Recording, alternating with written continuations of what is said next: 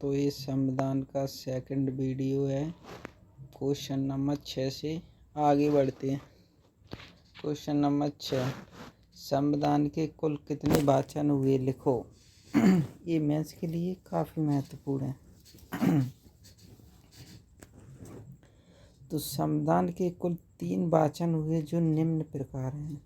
प्रथम वाचन, संविधान सभा में संविधान का प्रथम वाचन 4 नवंबर 1948 को हुआ, जो 9 नवंबर 1948 तक चला।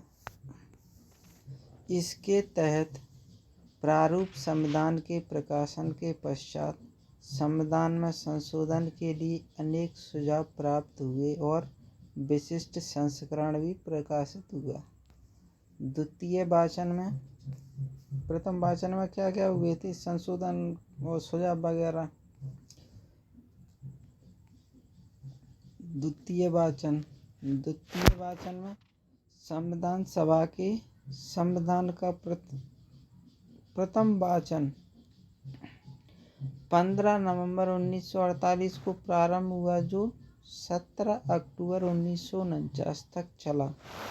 इस दौरान संविधान के प्रत्येक खंड पर व्यापक विचार विमर्श किया गया तथा 7653 संशोधन प्रस्तुत किए गए, जिनमें से 2473 को ही स्वीकारा गया और इस पर विचार विमर्श भी किया गया। और तृतीय वाचन, संविधान सभा में संविधान का तृतीय वाचन 14 नवंबर 1949 को प्रारंभ हुआ, जो 26 नवंबर 1949 को पूर्ण हुआ और संविधान सभा द्वारा संविधान को पारित कर दिया गया। अगला क्वेश्चन, संविधान की प्रस्तावना के महत्व को समझाइए।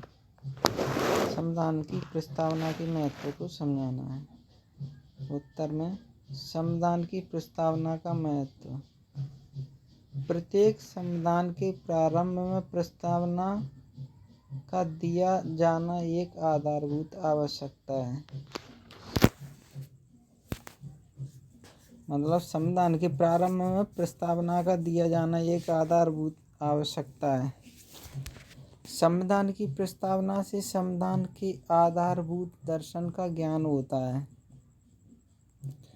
प्रस्तावना का कानूनी महत्व भी होता है। जहाँ संविधान का कानूनी भाग अस्पष्ट है, उसे स्पष्ट करने के लिए प्रस्तावना से संवैधानिक शक्ति का बोध होता है। प्रस्तावना यह स्पष्ट करती है कि संविधान को बनाने, स्वीकार करने एवं भारत पर लागू करने वाली अंतिम जनसत्ता जन इच्छा है।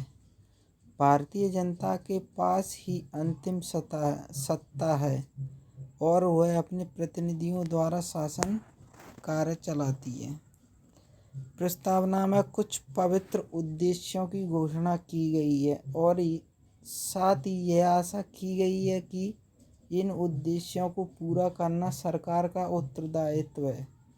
इस प्रकार प्रस्तावना अप्रत्यक्ष रूप से सरकार को प्रदर्शित भी करती है और उसके कार्य को क्रियान्वित भी करती है। दोस्तों, यहाँ से निबंधात्मक क्वेश्चन स्टार्ट होने किए जाएंगे, जो अगले वीडियो में आपको निबंधात्मक प्रश्न से स्टार्ट किया जाएगा। धन्यवाद।